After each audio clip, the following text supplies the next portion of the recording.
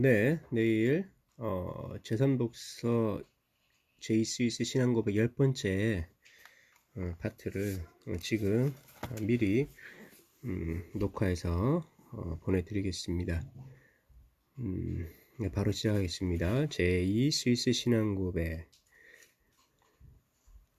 11장은 기독론입니다. 11-4 그리스도 안에 있는 이성적 영혼 뿐만 아니라 우리 주 예수 그리스도는 아폴리다리스가 생각했던 것처럼 감성과 이성을 결핍한 영혼을 가지신 것이 아니요 유노미우스가 가르친 바 영혼 없는 육체만을 지니신 것도 아니다. 우리 주 예수 그리스도는 이성이 있는 영혼과 감성이 있는 육체를 지니셨다. 그래서 그가 고난을 당할 때 이에 말씀하시되 내 마음이 심히 고민하여 죽게 되었으니 너희는 여기 머물러 나와 함께 깨어 있으라 하시고 와 지금 내 마음이 민망하다고 말씀하셨다. 그리스도 안에 있는 두 본성 11-5 그러므로 우리는 한 분 예수 그리스도 우리 주님 안에 두 본성 혹은 두 본질 즉 신성과 인성이 있음을 인정한다. 그리고 이 두 본성은 서로 묶여 있고 연합되어 있는데 한 본성이 다른 본성에 흡수되지도 않고 혼돈되거나 혼합되지도 않는다. 이 두 본성은 한 위격 안에 연합되고 결합되어 있다. 그러나 두 본성이 지닌 각각의 고유한 특성들은 손상을 받지 아니하고 영속한다. 11-5는 아주 잘 아타나시우스 신경을 잘 반영하고 있죠. 그리고 11-6 두 그리스도가 아니라 한 그리스도 우리는 두 그리스도가 아니라 한 그리스도 주님을 예배한다 반복하면 이 예수 그리스도는 참 하나님과 참 인간으로서 한 분이시다. 그의 신성에 관하여는 아버지 하나님과 동일 본질이시고 그 인성에 관하여는 우리 인간과 동일 본질이시다. 그 인성은 죄만 빼놓고 모든 점에서 우리와 같으신 분이다. 아타나시우스는 인성에 있어서는 아버지 하나님보다 열등하다라고 또 명시했죠. 자, 이단들 11-7 우리는 한 그리스도를 둘로 만들어 그의 위격의 통일성을 분해시켜버리는 네스토리오스 주의자들을 싫어한다. 마찬가지로 우리는 인간이 지닌 고유한 특성을 파괴하는 유티케스의 광기와 단일론자들 혹은 단성론자들의 광기를 저주한다. 그래서 약간 설명을 좀 드려야 되겠습니다. 여기 보면 자, 네스토리우스 주의자들은 위격의 통일성을 분해한다 라고 했죠. 이거는 이제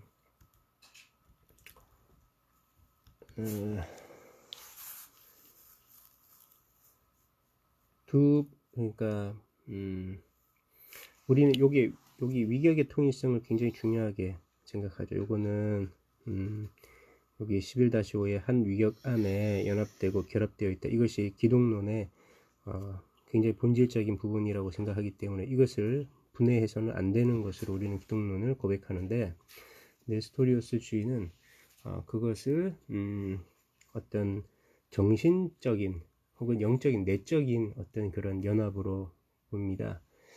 그래서 그냥 인성은 인간이라는 거예요. 그냥 인간이라고 하는 것이고 그 안에 정신적인 어떤 교감이나 연합이다 이렇게 보았습니다. 이거 테오토커스 그러니까 좀 어려워지니까 좀 넘어가겠습니다. 그 정도로 말씀드리고 그 다음에 유티케스는 인간이 지닌 고유한 특성 여기 인성이죠. 요 인성 부분을 이제 파괴하는 것입니다. 유티케스는 이제 인성이 신성에 흡수되었다라고 보죠. 그러니까 고유한 인성, 지금 그리스도는 고유한 인성이 없으시다는 거죠. 우리와 다르다는 거죠. 그러면 단성론자들이 있는데 단성론자 먼저 말씀드리면 좀 비슷한데 하나의 신성이나 인성 중에 하나만 남아있다라고 보는 것입니다. 그러니까 하나는 어쨌든 훼손이 되죠. 유티케스도 단성론자라고 볼 수가 있고 단일론자는 단성론이냐라고 얘기하기보다 우리가 각각 본성을 가지고 있다고 한다면 그것이 신성이든 인성이든 하나의 본성을 가지고 있다고 하면 그 본성이란 것은 의지가 있어야 되잖아요. 그죠? 의지 없이 모양만 갖춘 것은 본성이라고 할 수가 없죠. 근데 이 단일론자들은 어떤 신성의 의지만 남아 있다고 이제 보는 겁니다. 간단하게 아주 거칠게 표현하면, 그래서 인성의 의지, 그러니까 연약한 의지는 없는 거죠. 어떻게 보면 그게 좀 그리스도를 영광스럽게 만드는 측면이 없지 않아 있죠. 예, 그런데 그것도 저주한다라고 분명히 못 받고 있습니다. 중요한 것은 무엇입니까? 인간이 지닌 고유한 특성 가운데 의지적인 속성도 우리는 보존하려고 하는 겁니다. 예수님이 지금도 우리 위해서 어떤 애끓는 심정 같은 게 있으시겠죠, 그죠? 그러니까 다 초월해서 우리 아무것도 교감하지 않으신 게 아니라는 그것을 기억해야 됩니다. 대제사장적인 그리스도 기억하시면 되겠습니다. 11-8 그리스도의 신성은 고난을 받을 수 없고 그의 인성은 이 세상 도처에 있는 것이 아니다. 그러므로 우리는 그리스도 안에 있는 신성이 순환을 받았다거나 그리스도의 인성이 아직도 이 세상 도처에 계신다고 결코 가르치지 않는다. 그러나 우리는 그리스도의 몸이 영화롭게 되신 후에는 참 몸이기를 그만두셨다든가 신화한 나머지 몸과 영혼의 특징들을 성실하고 완전히 신성으로 변화했고 단순히 하나의 본질이 되기 시작했다고 생각하거나 가르치지 않는다.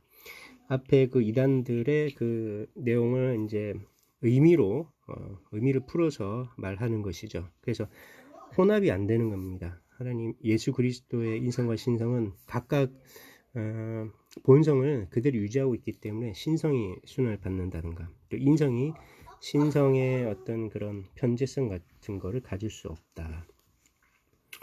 또 여기 보면 이제 한 두 부류 정도가 더 남아있기 때문에 쭉 넘어가겠습니다. 이단들 11-9 이 때문에 슈벤크펠트와 이와 비슷한 궤변학자들의 자가당착적인 주장이 내포하고 있는 빗나가고 혼돈을 불러일으키며 애매모호한 미묘함을 결코 인정하지 않으며 받아들이지도 않는다. 우리는 슈벤크펠트를 정죄한다. 이건 이제 종교개혁 당시의 인물인데 자료가 잘 없습니다. 그래서 애매모호하다는 거죠. 혼돈을 불러일으키는. 그러니까 그 당시에 이게 이제 칼케돈 이후에 한참 지났잖아요. 그래서 기독론이 어느 정도 정립이 되어 있다고 볼 때 기독론적인 이단이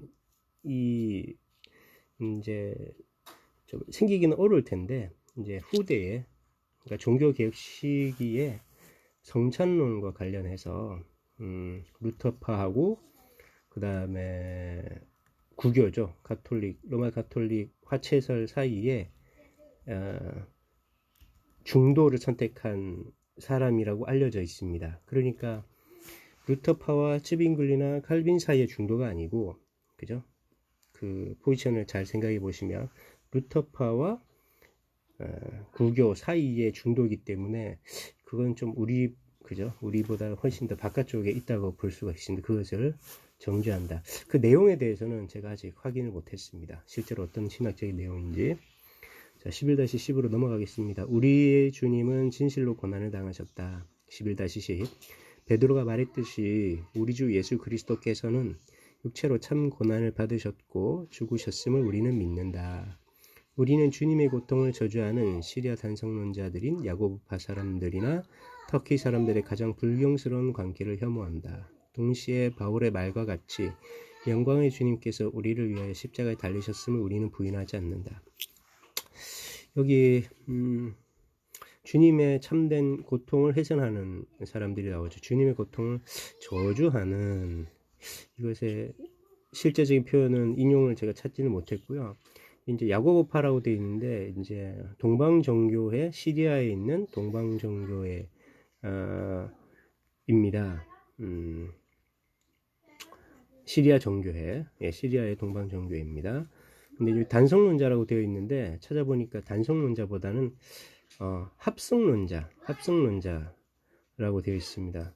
어쨌든 단성론이든 합성론이든 새로운 하나의 본성, 그러니까 신성만 남든지 신성과 인성이 합해져서 새로운 본성이 남든지 어쨌든 훼손이 된다는 것은 동일합니다. 그건 훼손의 한 측면이 뭐냐면 주님의 순환을 인정하지 않는 것이죠.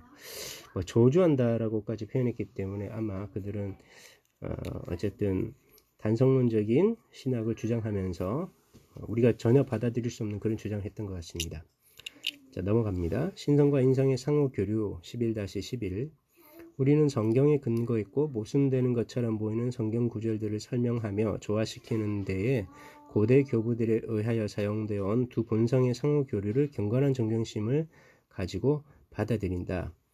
본성의 교류는 사실 지금까지 나온데 약간 배경으로 들어있는데 우리 옛날에 아타나시우스 때 제가 말씀드렸을 것 같습니다. 그러니까 성경 말씀들 중에서는 우리가 좀 모순되는 것처럼 보이는 그런 말씀들이 있잖아요. 그래서 예를 들면 신성은 순환을 받을 수 없는데 꼭 하나님께서 신성을 가지신 분이 그것을 어떤 고통을 공유하는 것 같은 그런 부분들, 그러니까 이런 건 교류입니다. 그리고 분명히 인성을 가지신 그리스도가 또 신성시 되는 그런 구절들이 있습니다. 이게 이제 교류로 한다. 그러니까 인성의 신성화나 신성의 인성화로는 절대 얘기하지 않고 교류, 상호 교류라고 하는데, 왜냐하면 위격은 하나니까, 그분은 바로 그분이니까 인성을 가지신 그리스도든 신성을 가지신 그리스도든 각각 그 본성 전체를, 각각의 본성을 그대로 존경을 받고 대우를 받는다. 이렇게 제가 예로 든 어떤 그런 구절들이 있으면 좋겠는데 거기까지는 제가 준비를 못했네요. 그런 본문들을 여러분 맞닥뜨리시면 이것은 인성의 신성화나 신성의 인성화가 아니다.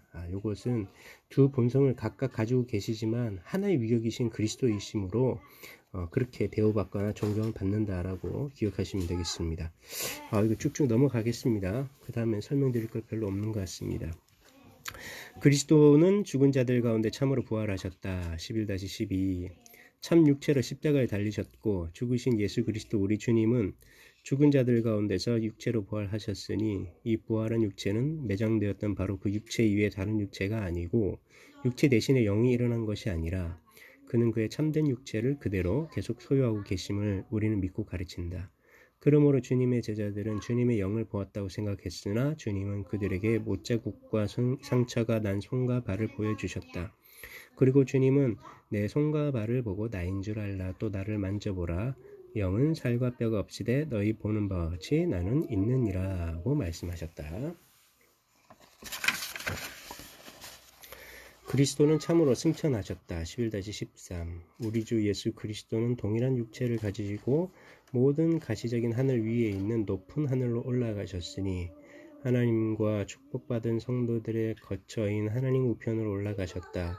우리는 이것을 믿는다. 이것은 주님께서 하나님 아버지의 영광과 위엄에 동참하는 것을 뜻하며 나아가서 그것은 복음서에서 주님이 내 아버지 집에 거할 곳이 많도다. 그렇지 않으면 너에게 일렀으리라. 내가 너희를 위하여 처소를 예비하러 가노니라고 말씀하신 대로 일종의 장소를 가리키기도 한다. 베드로 사도는 하나님이 영원 전부터 거룩한 선지자의 입을 의탁하여 말씀하신 바 만유를 회복하실 때까지는 하늘이 마땅히 그를 받아들이라고 말했다. 이 세상의 죄악이 극에 달하고 적그리스도가 참 종교를 부패시킨 다음 모든 미신과 불경건으로 이 세상을 충만케 하고 유혈과 불로써 교회를 잔인하게 진멸할 때 동일하신 그리스도께서 심판하기 위하여 재림하실 것이다. 그러나 그리스도는 재림하셔서 그의 백성을 확보하실 것이고 적그리스도를 파괴할 것이고 산자와 죽은 자를 심판하실 것이다. 죽은 자들은 부활할 것인데 그날에 살아있을 사람들은 눈 깜빡할 사이에 변화될 것이며 모든 신자들은 하늘로 올리움을 받아 공중에서 재림하시는 그리스도를 만나 이 그리스도와 더불어 영원토록 살 수 있는 복된 거처로 들어갈 것이다. 그러나 불신자들과 불경건한 사람들은 마귀들과 더불어 지옥으로 내려가 영원히 타오르는 불구덩이에 들어갈 것이며 이 영벌에서 결코 구속받지 못할 것이다.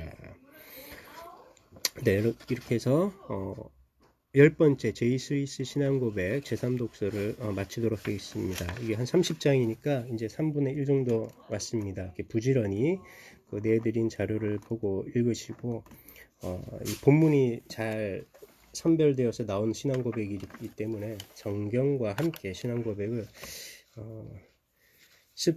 학습하는 어떤 그런 시간이 되셨으면 좋겠습니다. 이것으로 마치겠습니다.